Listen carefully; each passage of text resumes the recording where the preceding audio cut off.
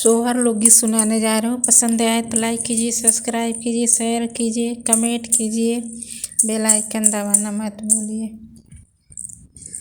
मोर ललना देवकी के भइले लालना माते वही जे लेखनावा ते वही जे लेखनावा न हो। रे ललना हरि होई दोनों प्राणी सोचे अपने मनावा बचाई कैसे जनावा बचाई कैसे जनावा न हो।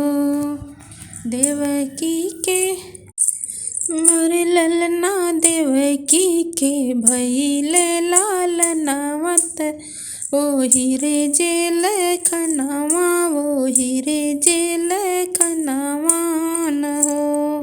अचानक में खुलल हाथ कड़िया ते लोहे के जजरिया ते लोहे के जजरिया न हो। मोरे ललना कई दिहल नंद के लनावा ते सुप में लैला लनावा ते सुप में लैला लनावा न हो।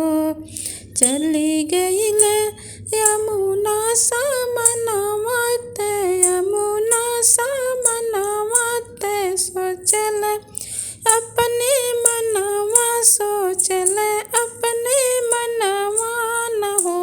मोर ललना रिम झिम बरसे आसमनवा ते भिजल मोर लालनावा ते भिजले मोर लालनावा न हो।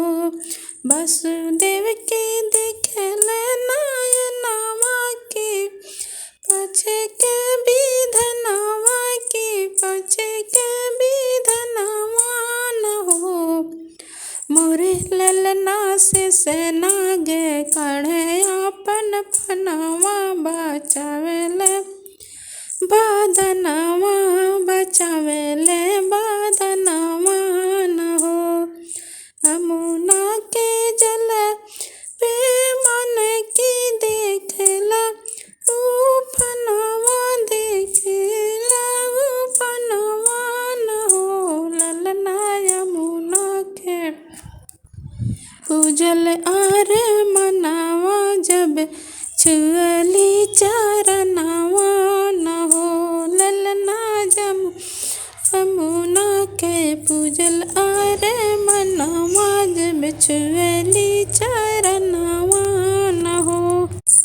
चली गईल नंद के भावनावा बदली सन तनावा बदली सन तनावा न हो।